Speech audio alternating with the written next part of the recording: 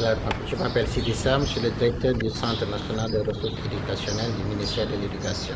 Ok, M. Sam, est-ce que vous pouvez faire la connaissance de cette rencontre? Merci. Nous sommes ici à l'école Sub Télécom ce matin, après, en compagnie du directeur de l'école et du personnel, dans le cadre de l'atelier, d'un atelier de partage des thèmes de référence portant sur l'alphabétisation fonctionnelle et les spécialités culinaires du Sénégal. Donc nous sommes ici pour partager ces thèmes de référence avec les acteurs de l'alphabétisation, le monde universitaire, les services du ministère de l'Éducation nationale, les services d'autres ministères tels que le ministère de la formation professionnelle et le ministère de la culture à travers sa direction du patrimoine. Nous avons aussi ici d'autres acteurs qui sont les ONG, n'est-ce pas? On peut citer la CNOAS, l'ARET, l'UNAL, la PES, n'est-ce pas? Et bien d'autres acteurs, les maisons d'édition qui sont là, n'est-ce pas, avec nous, pour voir ensemble comment aborder ce projet de cartographie des spécialités culinaires dans un contexte où, vous le savez très bien, que le tchéboudienne, qui est un plat national, a été déclaré comme patrimoine culturel mondial immatériel. Donc c'est dans ce contexte-là que nous sommes là pour partager avec ces acteurs-là ces thèmes de référence. À quoi propose ces thèmes de référence? Voilà, donc ces thèmes de référence portent surtout sur la mise en œuvre,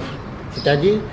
du moment que nous faisons une articulation entre l'alphabétisation et les spécialités culinaires, c'est comment aller dans les classes d'alphabétisation, introduire un module qui va s'appeler la spécialité culinaire de la localité, et que les bénéficiaires de ces classes d'alphabétisation vont puiser dans le patrimoine, dans leurs traditions, dans leurs valeurs, pour nous sortir, n'est-ce pas, non seulement les plats, les spécialités culinaires, mais les ingrédients qui composent, n'est-ce pas, et ils le font dans leur langue nationale, ce qui est une innovation, ce qui va nous permettre de savoir que à Kaolack on peut trouver le Mbahal Saloum par exemple, qu'à Ziguinchor on peut trouver le Fitefou par exemple, n'est-ce pas, et bien d'autres localités, n'est-ce pas, qui auront des identités culinaires qui seront cartographiées. Mais quand est-ce que ça sera lancé, les identités culinaires dans le pays? Ah oui, mais ça existe déjà, mais là il faut le valoriser. Il faut le valoriser à travers des technologies maintenant, parce que non seulement on peut avoir un catalogue, version physique, mais on peut avoir des catalogues, version numérique. Et là, je crois que l'école Sub Télécom, n'est-ce pas, est à même d'accompagner le processus pour quand même publier un catalogue numérique pour faire le marketing, n'est-ce pas, de nos destinations culinaires, de nos destinations touristiques par exemple. Parce que nos régions, nos villes, nos villages sont des destinations, n'est-ce pas, touristiques. Et un touriste serait très bien enchanté d'aller manger, par exemple, du kaldou à Ziguinchor, par exemple, je vous dis. Donc, nous y travaillons, et c'est pour cela que vous avez cette diversité d'acteurs avec nous, n'est-ce pas, qui vont nous accompagner dans ce processus. Voilà, jërëjëf tey dañ fi ñëw fii ci école Sub Télécom nekk ci VDN, directeur bi nekk nii sunu wet ànd ak ñun pour partager, pour ne pas dire pour wax ak wane ñun xalaat bi ñu am ci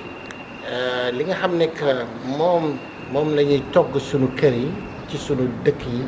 ñu mën ko gën ko wane. Parce que boo leen seetloo am na benn weer wala ñaari weer UNESCO dafa déclaré ceebu jën comme patrimoine culturel mondial, alors que ceebu jën rek nekku fi Sénégal amul ceebu jën rek. Donc boo demee beneen dëkk bi am nga, boo demee Saloum Mbaxalu Saloum mu nga fa, boo demee Ziguinchor am na Fitefou, am na yeneen plat, am des spécialités yoo xam ne yooyu lañ dem nag gëstu ji.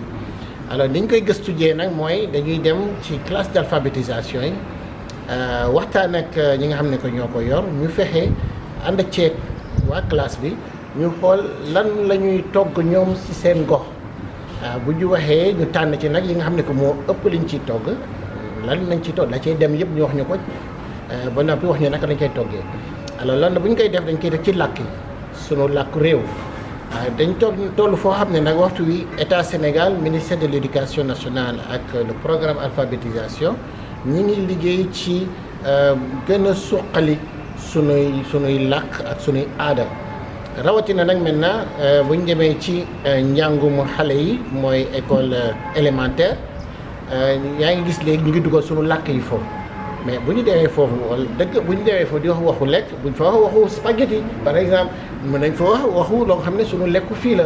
xam nga bëri na yi nga xam ne que fii ci sunu réew ñu ngi koy ay dessert la ay fruits la yooyu yëpp ci sunu làkk yi donc sunu doom yi sunu élèves yi dañ mën a li ñuy lekk ñu gisaat ko ci seen livre yi te ba noppi nag mu am loolu ñuy tuddee ancrage culturel ancrage culturel ci sunu système éducatif bi ci jaarale ko nag ci sunu làkk yi. te li tax ne dina ko gën a wanal ñi nga xamante ñëw di touristes yi di ñëw ci sunu dëkk fii. waaw dafa am solo trop que bu ñu nee tourisme Casamance tourisme Saloum tourisme ay Kajoor Jolof fu ñu ci munti doon ñu toftal ci ne foofu de boo fa demee di nga fa lekk lii plat bi nga xam ne que parce que ku voyager da ngay bëgg a découvrir tubaab italien du bëgg a jógee Italie ñëw fi ñu koy jox spaghetti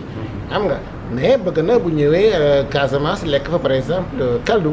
n'est-ce pas wala mu lekk dem Kaolack lekk mbaxalu Saloum donc loolu nag dañ cee waxtaan ak waa directeur général u ASPT l'agence sénégalaise pour la promotion du tourisme ba nga xam ne que signé nañu ak moom le 21 février 2021 bi signé nañu ak moom benn convention boo xam ne ci gëstu ci li ñuy tuddee cartographie mooy lan la ñuy lekk ci suñu dëkk yi ñu am ko carte boo xam ne bu ñu paree mën nañ ci def catalogue boo xam ne day nekk ci làkk yi suñu làkk yi lay nekk ci français nekk ci anglais nga xam ne que képp ku nekk dina ko mën a jëfandikoo n'est-ce pas rawatina nag léegi ñu def ko ci xarale yu bees yi loolu nag école Sup Télécom di waxtaan ak directeur bi Sam gis nañu que am na ay yoon yoo xam ne luñ mën ci def ci lu mel noonu mën nañ utiliser technologie yi pour que ñu mën a gën ko yaatal àdduna bi yëpp xam sunu patrimoine culturel yi nga xam ne que moom la ñu am ci wàllu togg ak lekk.